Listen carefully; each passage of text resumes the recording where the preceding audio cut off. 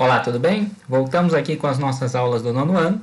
Chegamos aqui ao nosso 15º capítulo, a segunda parte do 15º capítulo.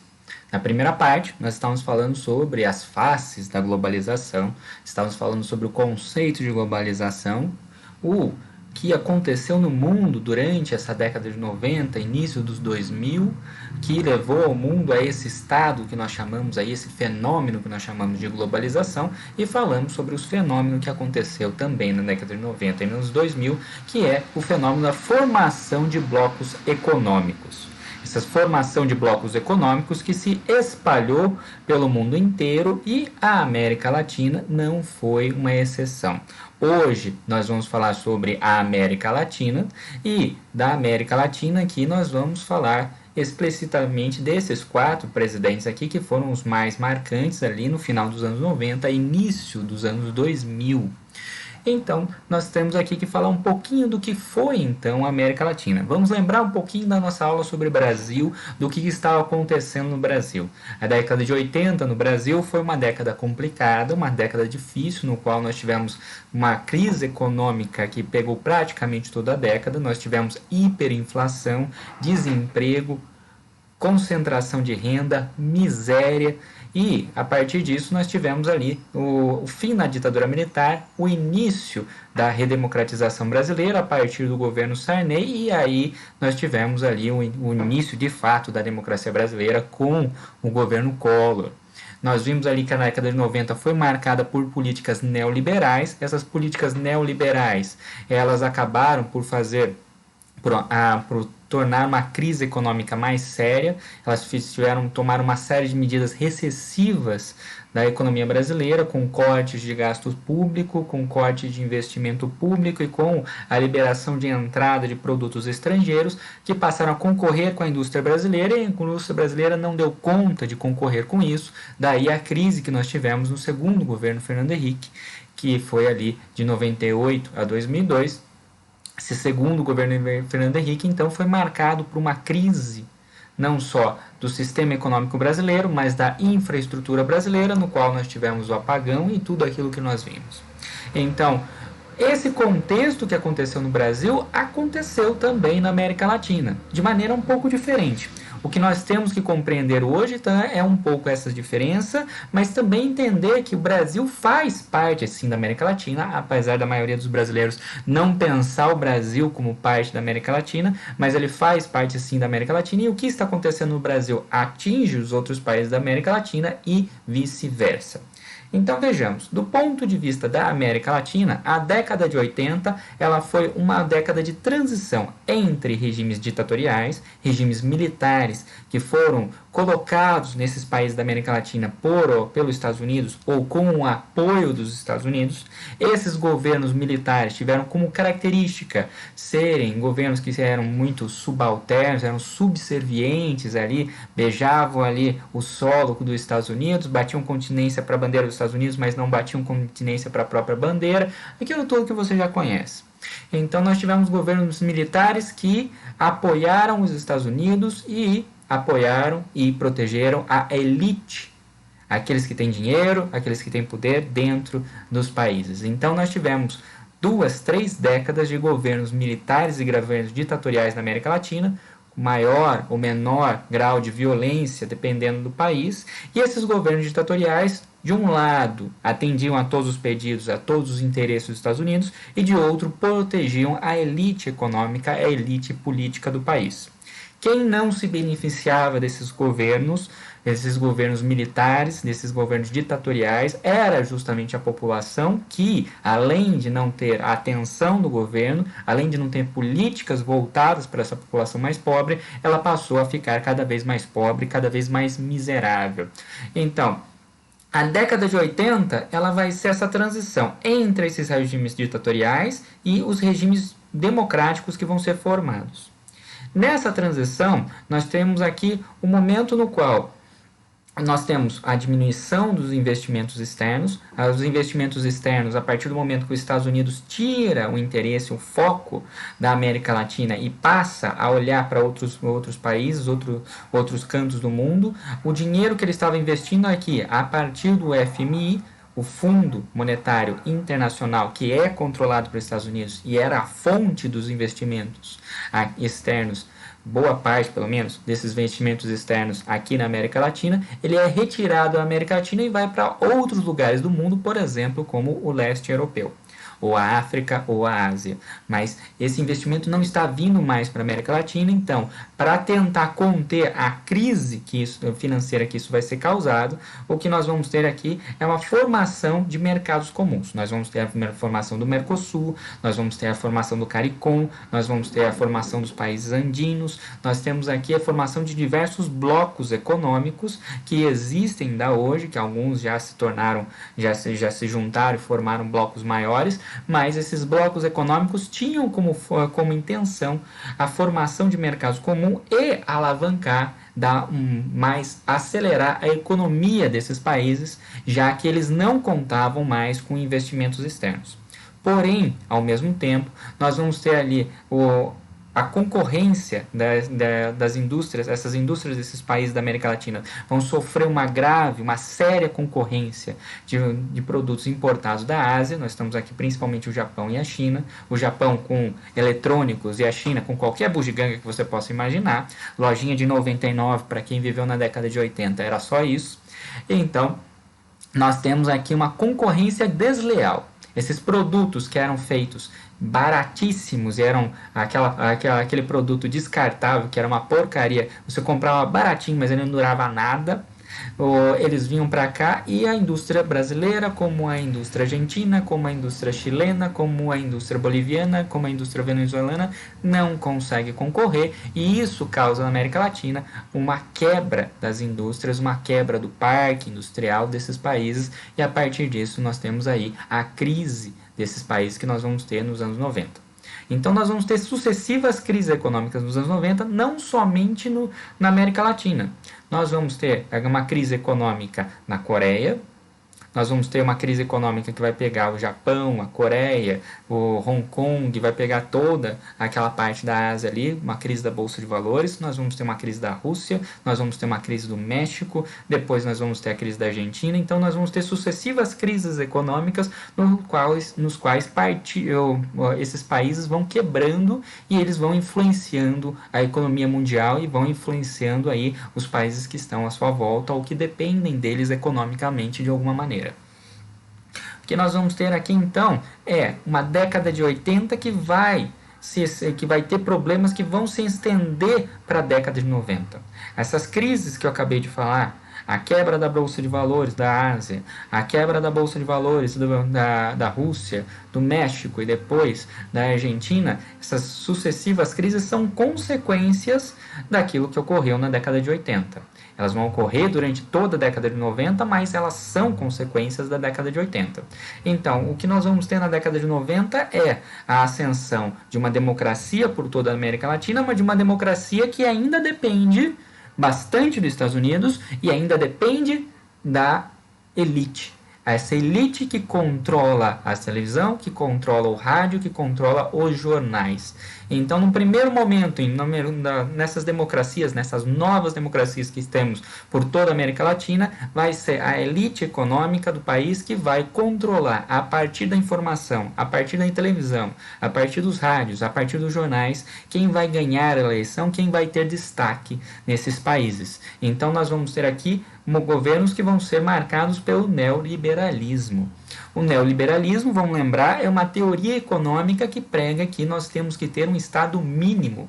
Então, esse Estado mínimo deve oferecer para as pessoas o mínimo necessário para elas conseguirem viver e cortar todo o resto, que é considerado desperdício de recursos, e a partir do momento que eu corto todos esses gastos que são considerados como desperdício, eu conseguiria fazer com que as pessoas tivessem mais dinheiro e a economia, em teoria, funcionaria melhor. O problema é o que é esse mínimo que a pessoa precisa para viver. Definir esse mínimo para os neoliberais sempre é um grande problema, mas eles sempre vão dizer que é necessário cortar gastos, é necessário cortar os investimentos públicos.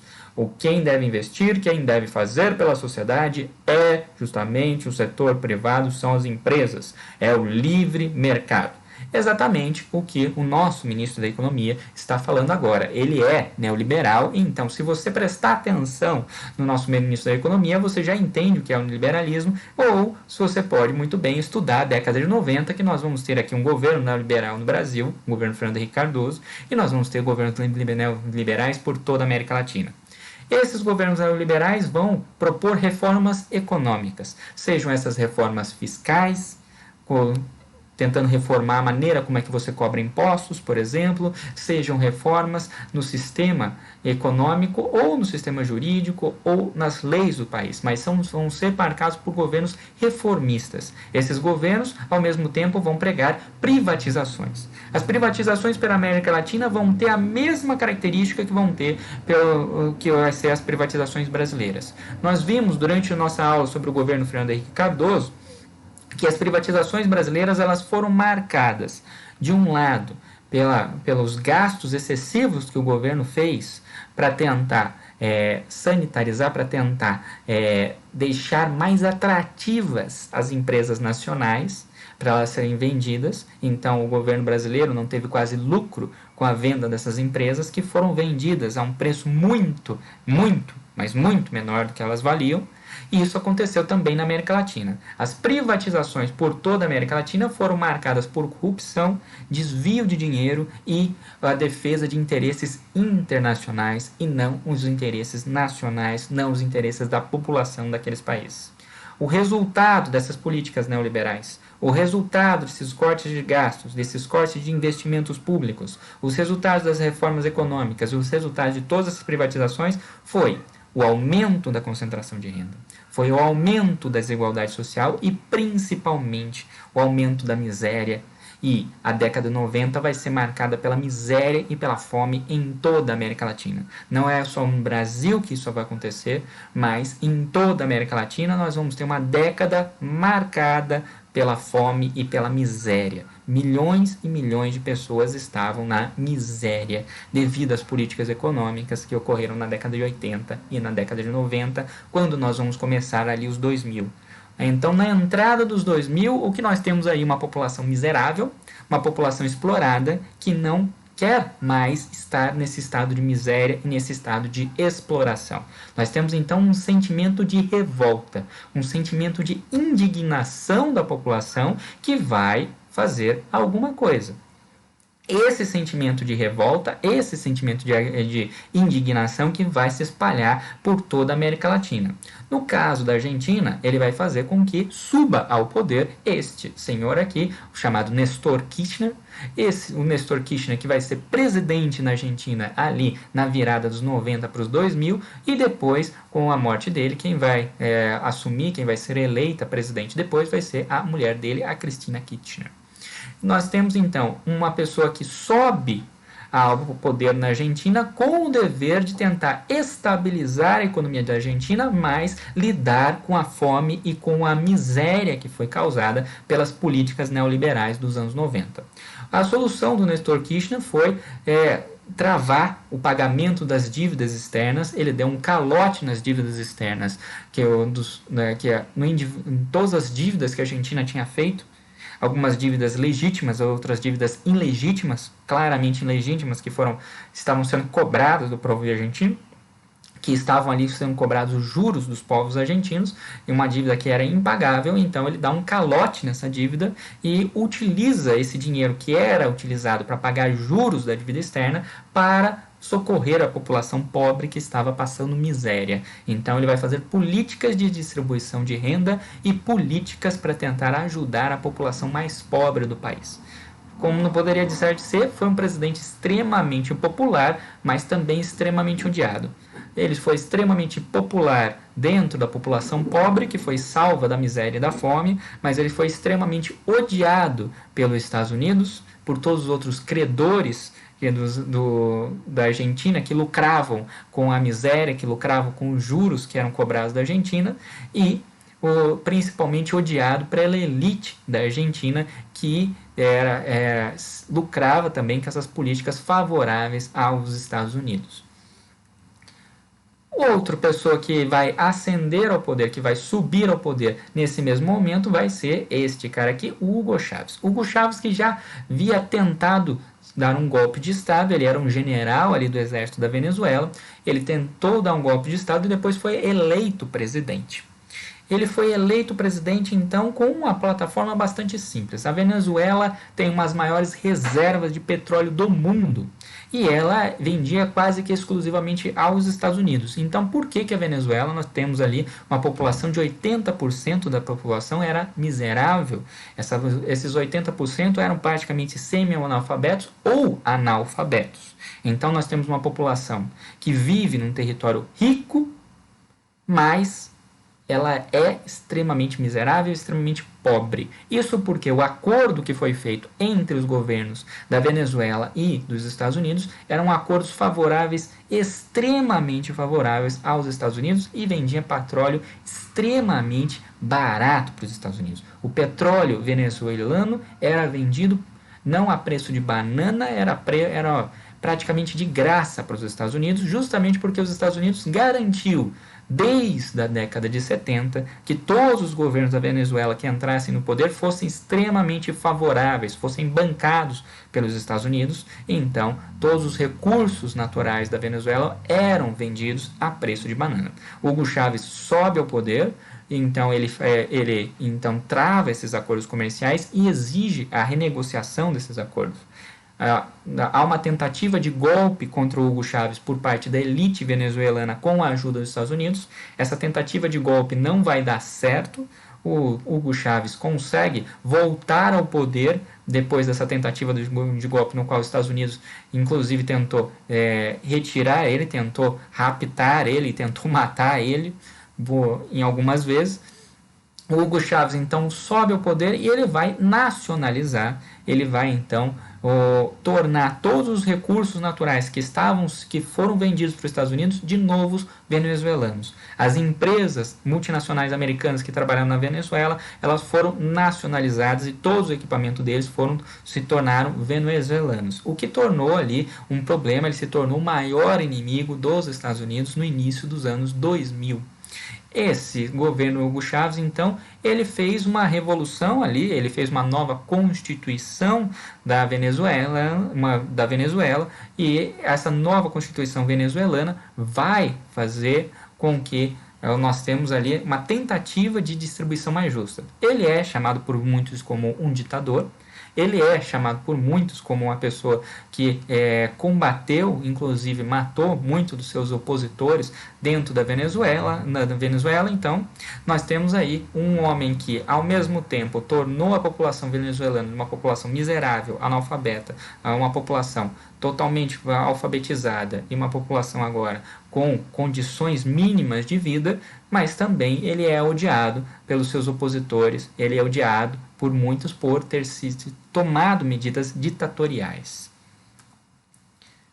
Nosso próximo personagem é exatamente o presidente da Bolívia.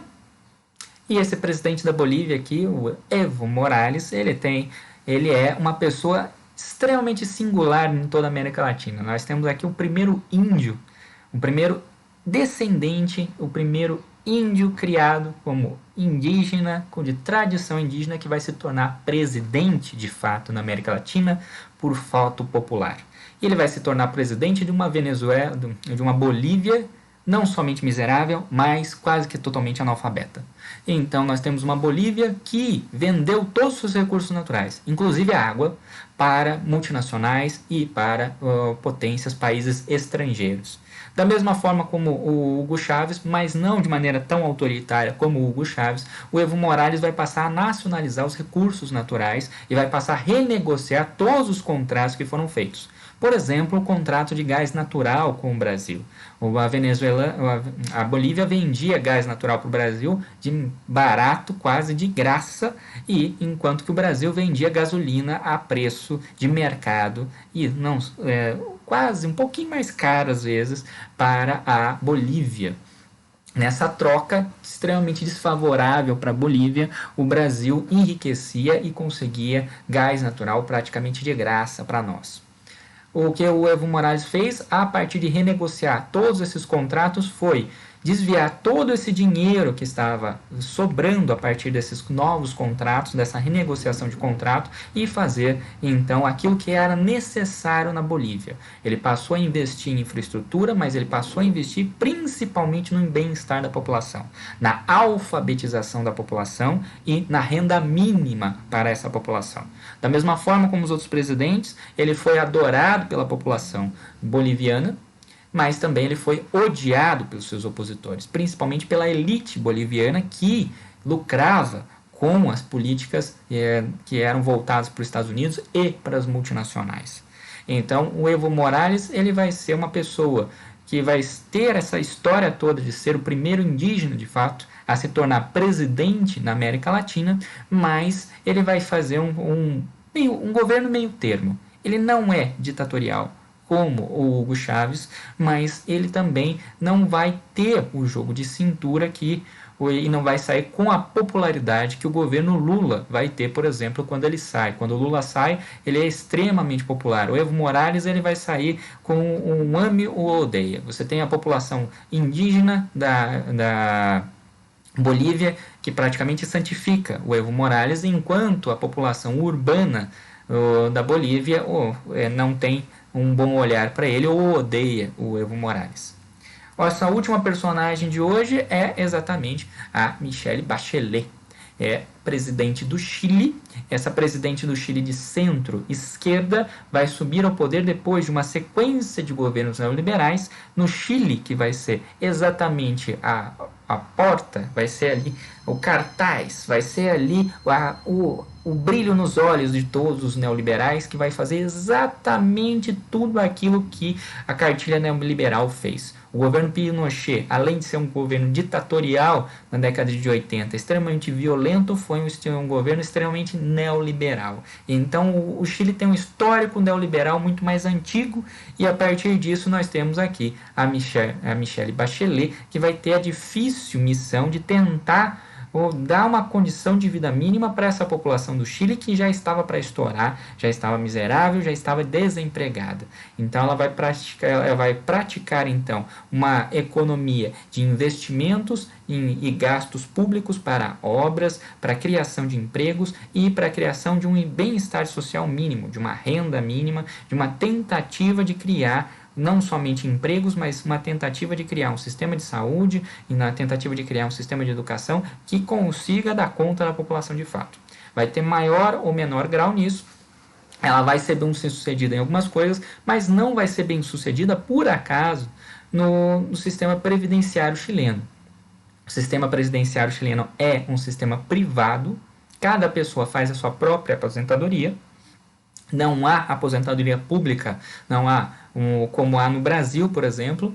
Então, se você não guardou dinheiro durante sua vida, você não vai ter dinheiro e você vai ser um velho, uma pessoa idosa que não consegue trabalhar e miserável.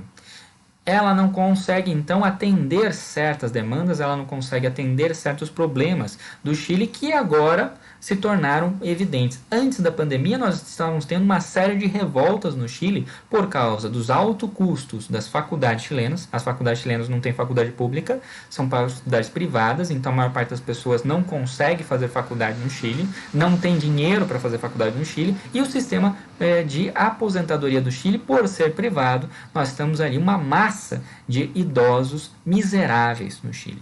Uma massa de idosos que não tem dinheiro para pagar medicamentos, não tem dinheiro para ter o mínimo de cuidado deles e que o Estado não olha, não cuida. Então nós tivemos, antes da pandemia, uma série de revoltas no Chile, justamente pelas questões dessas políticas neoliberais, mas também por problemas que a Michelle Bachelet não deu solução.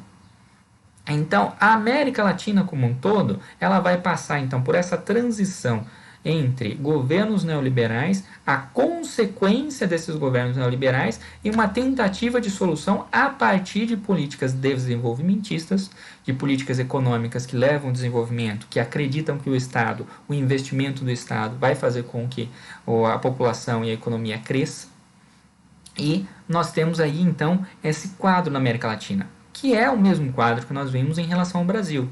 É um pouco diferente? É, mas a América Latina e o Brasil, eles estão interligados. Cada um tem suas peculiaridades, cada país tem ali suas características, tem a sua coisinha ali, mas o todo, aquilo que está acontecendo na América Latina quase sempre segue uma mesma tendência. Nós vamos ter ondas de neoliberalismo, depois do neoliberalismo nós vamos ter governos de esquerda ou centro-esquerda, depois do governo centro-esquerda nós vamos ter agora uma nova onda de governos de direita e depois nós vamos ter outra coisa nova a partir do momento que se esgota essa onda de direita e a população quer e exige outras coisas, então nós vamos ter ali, a partir dessas novas exigências da população, novos tipos de governo surgindo. A América Latina, ela é interligada, então nós temos aqui, a partir de olhar para a América Latina, nós podemos ver as tendências do que vai acontecer no Brasil e vice-versa.